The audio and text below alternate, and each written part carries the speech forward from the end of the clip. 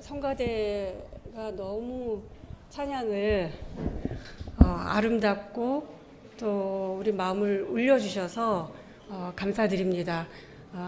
여러분들이 되게 복 있는 분들이다라는 생각이 듭니다. 매주 이렇게 아름다운 찬양을 들으시니 너무 좋으실 것 같습니다.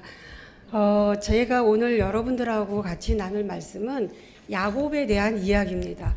이제 야곱은 여러분들이 너무너무 잘 아시잖아요. 그러시죠?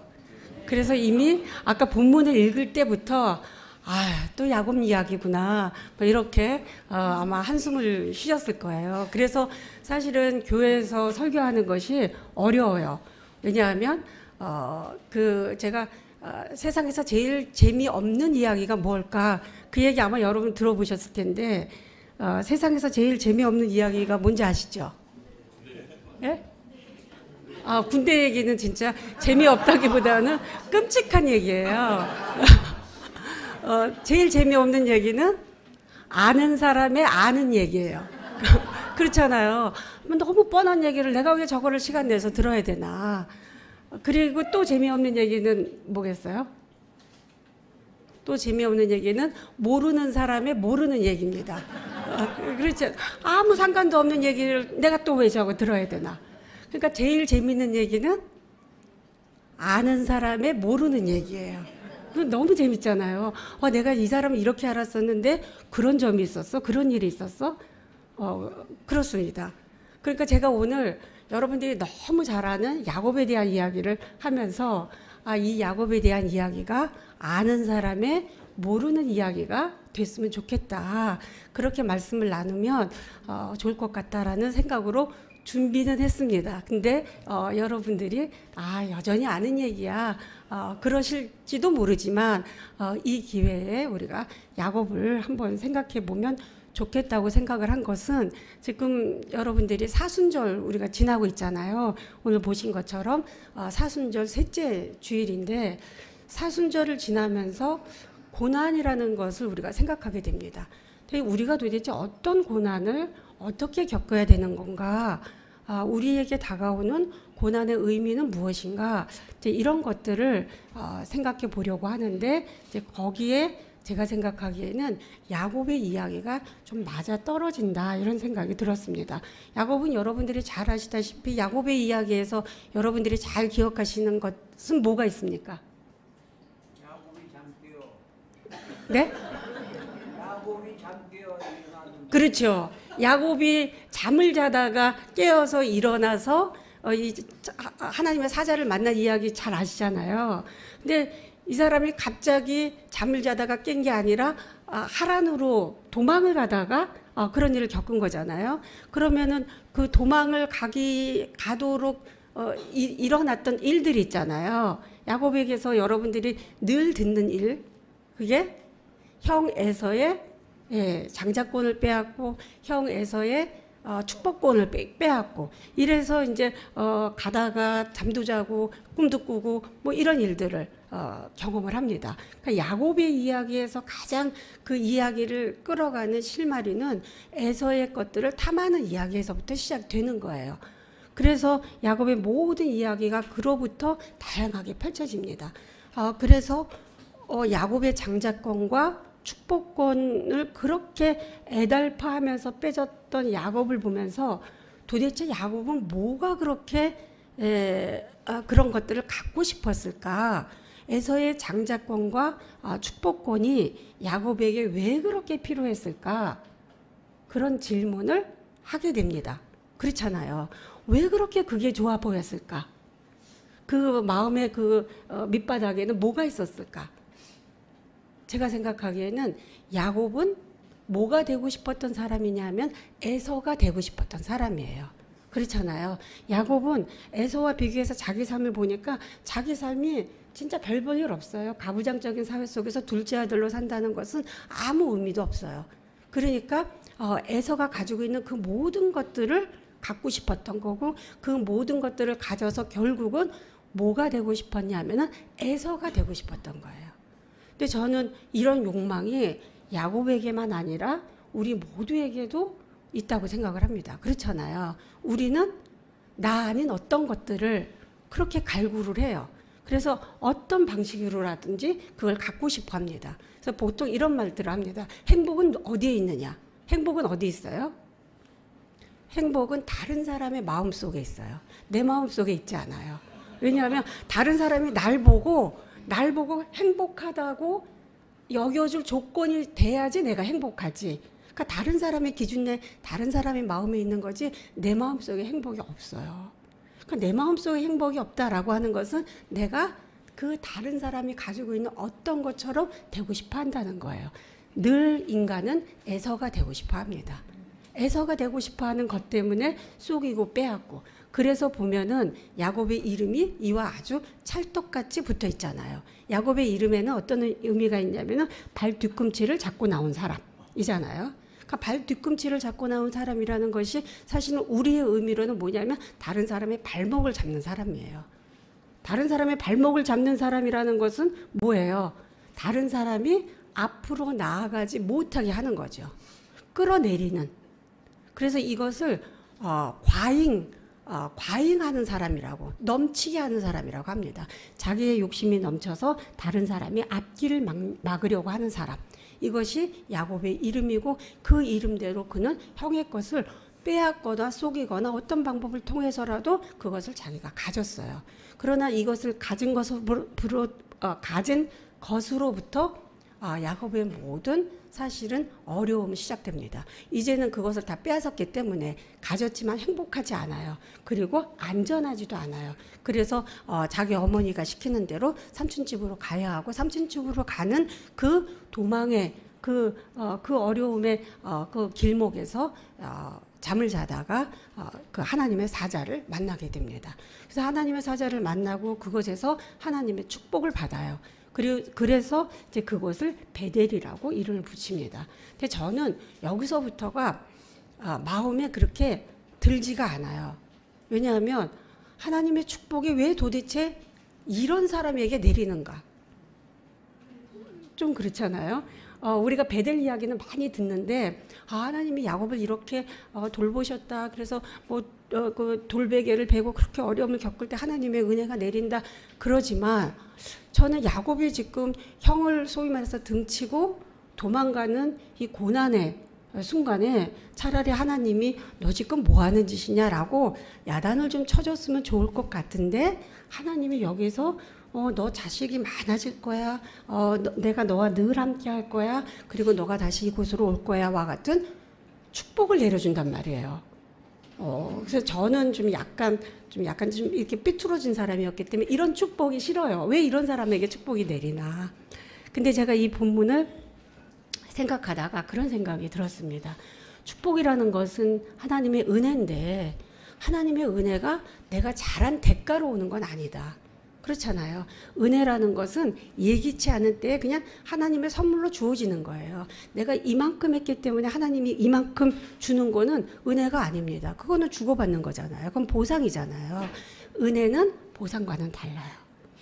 그래서 하나님이 이 사람에게 지금 축복을 주는 거는 아마도 잘했기 때문에 축복을 주는 것이 아니라 여기서 그나마 하나님의 축복이라도 없다면 이 야곱이 무슨 짓을 어떻게 해서 어떤 삶을 살지 모르니 그나마 하나님의 이 축복이 야곱을 지켜주는 것이 아닐까 이런 생각을 합니다. 그리고 그것은 우리에게도 마찬가지죠. 우리가 축복을 받는 것은 하나님의 은혜를 받는 것은 우리가 뭐 잘했기 때문에 받은 건 아무것도 없어요. 우리가 한 건 아무것도 없습니다. 그러나 그나마 돌아보니 그나마 하나님의 은혜가 이 정도가 하나님의 은혜가 아니었으면 이 정도의 삶도 내가 살 수 없는 인간이로구나. 하나님의 은혜는 이런 것들을 우리에게 깨닫게 하는 것이 아닌가. 그리고 그 내용을 보니까 뭐가 있냐면 네가 이곳으로 돌아올 것이다.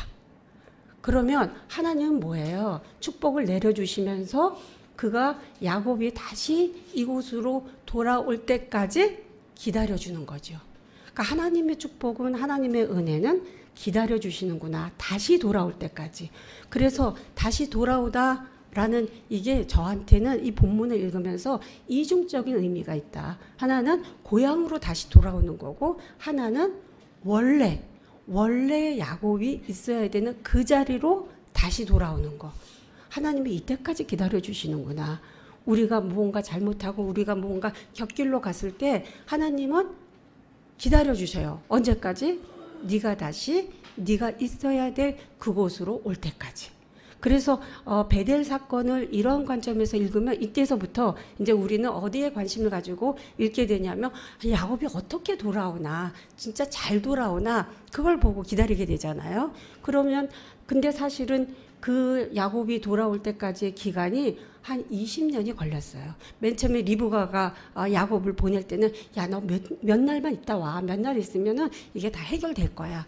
근데 그 몇 날은 20년이 됐고, 그 20년 동안 야곱은 또 여전히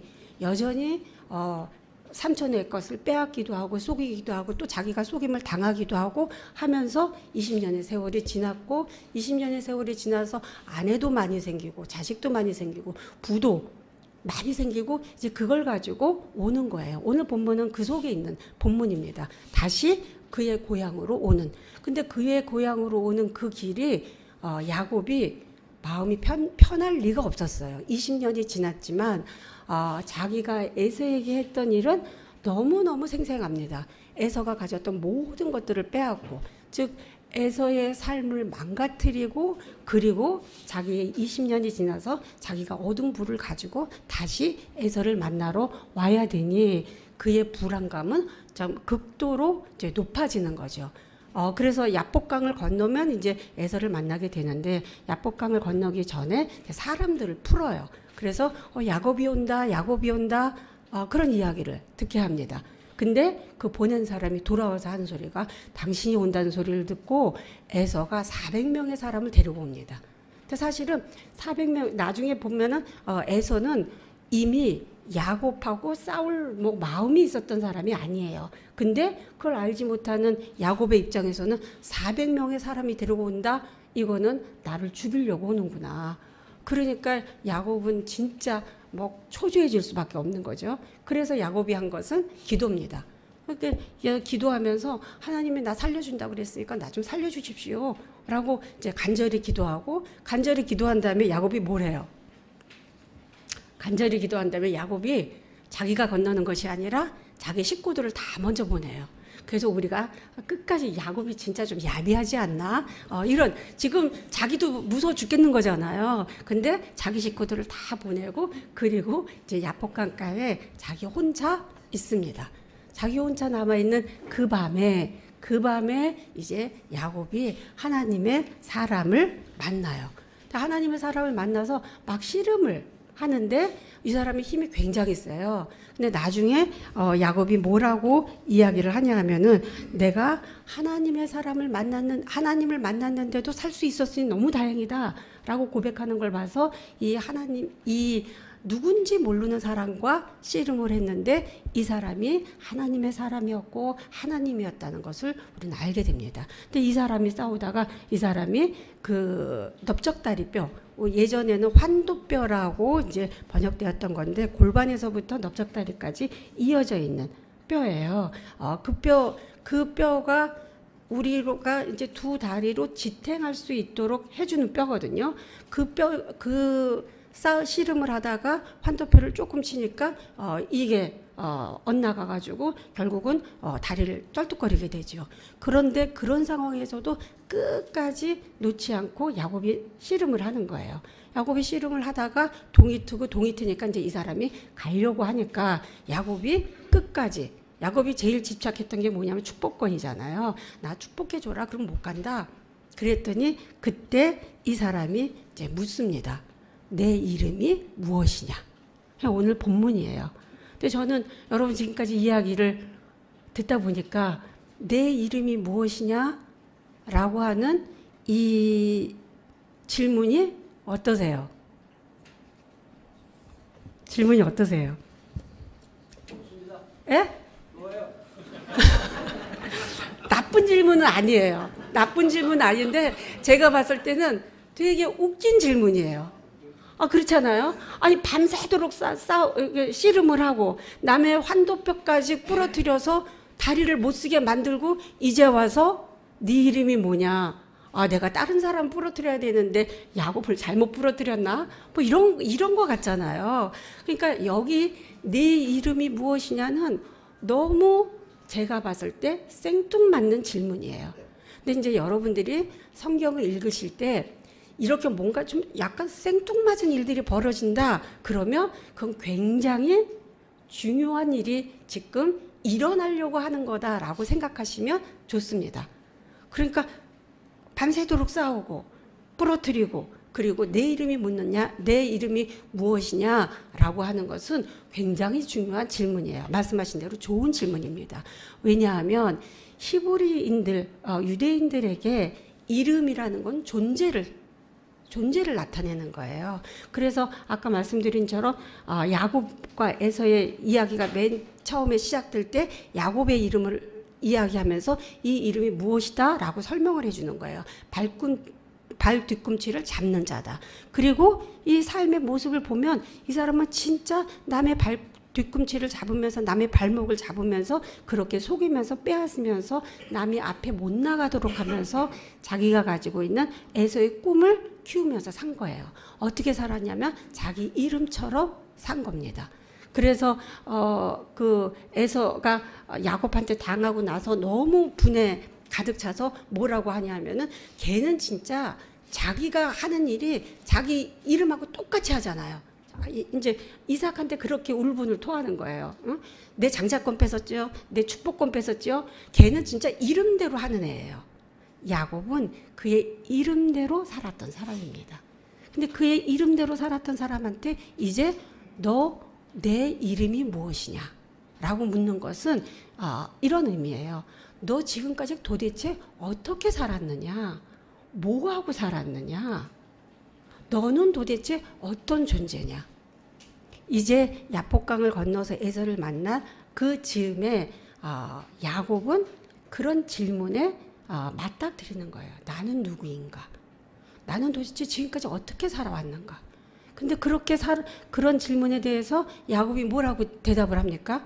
자기 이름이 야곱이니까 나는 야곱입니다 라고 대답을 하잖아요. 근데 이 나는 야곱입니다라는 이 대답은 사실은 여러분들이 저한테 당신 이름이 뭐야? 저 김호경입니다. 이거와는 좀 달라요.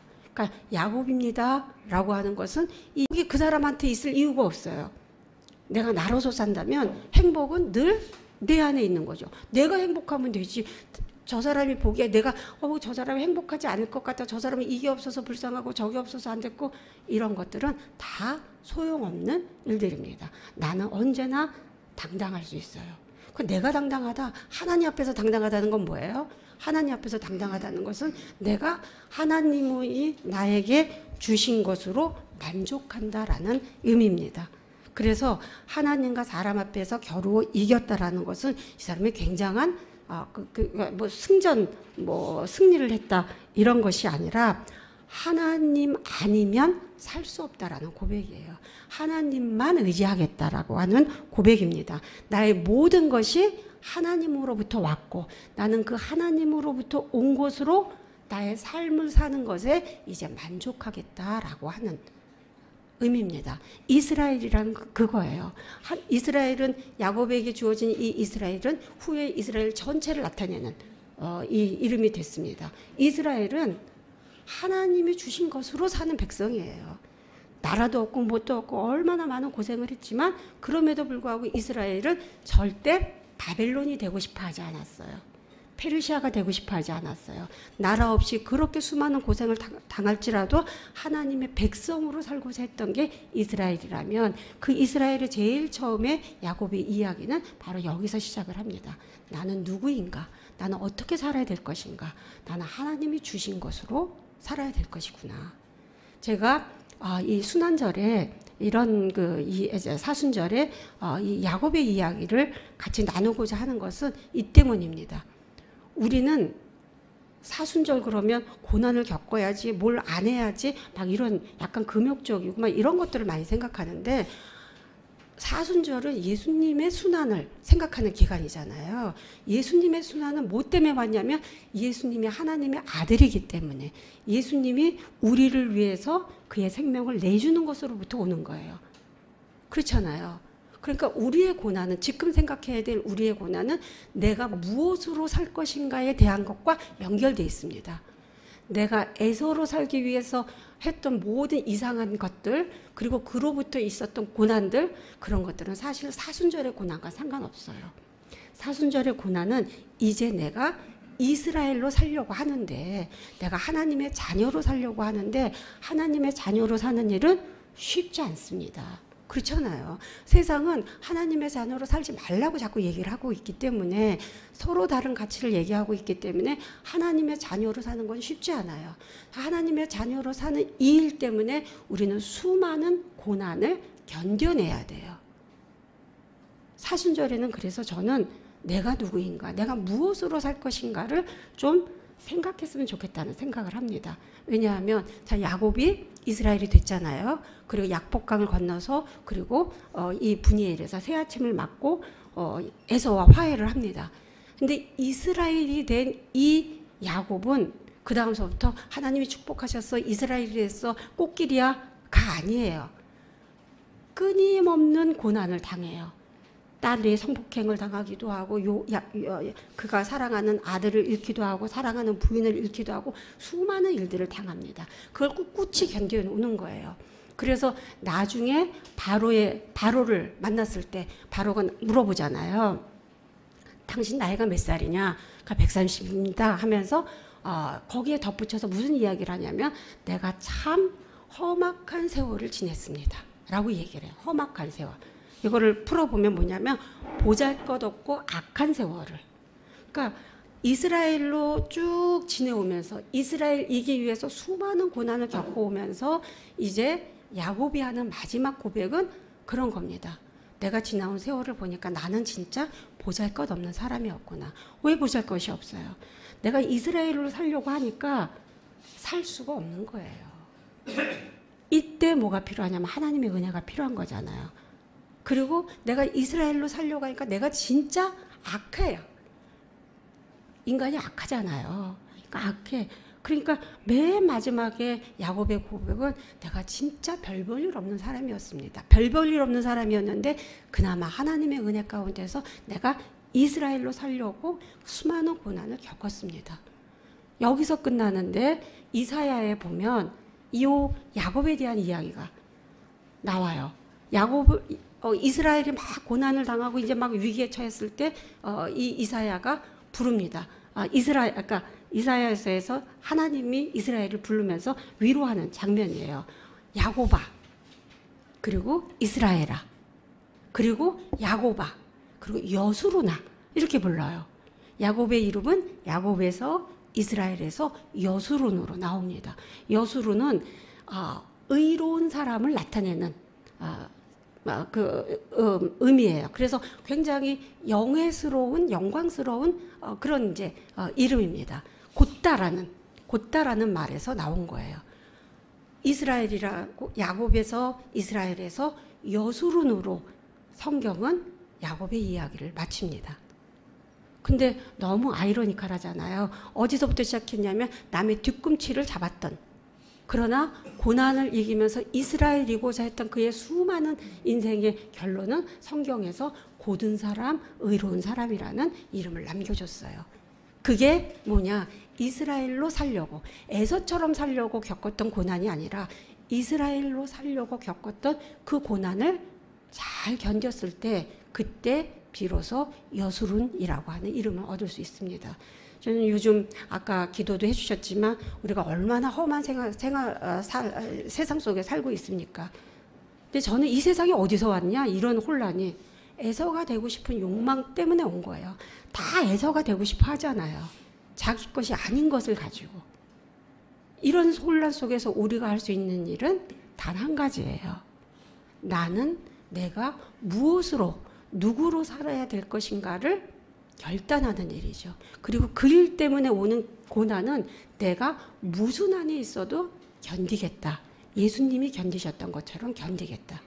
그 견디는 시간이 결국은 우리로 하여금 여수론이라는 이름도 주고 그리고 예수님의 부활의 기쁨을 같이 느낄 수 있도록 그렇게도 할 것입니다. 저는 사순절 때 여러분들이 우리의 삶이 어디로 가야 되는지 그리고 우리가 하나님이 우리에게 주신 것으로 어떻게 감사하며 꿋꿋하게 그 길을 나아가야 될 것인지 우리의 이름을 다시 한번 생각해 보실 수 있는 그런 기회가 되시기를 바랍니다. 기도하시겠습니다. 사랑의 하나님, 우리를 기다려 주셔서 감사합니다. 우리를 다시 하나님 앞에 세우셔서 감사합니다. 우리가 하나님이 우리에게 주신 것으로 만족하며 하나님의 사랑으로 고난을 견디며 하나님만 의지할 수 있도록 인도하여 주시기를 예수 그리스도의 이름으로 기도합니다. 아멘.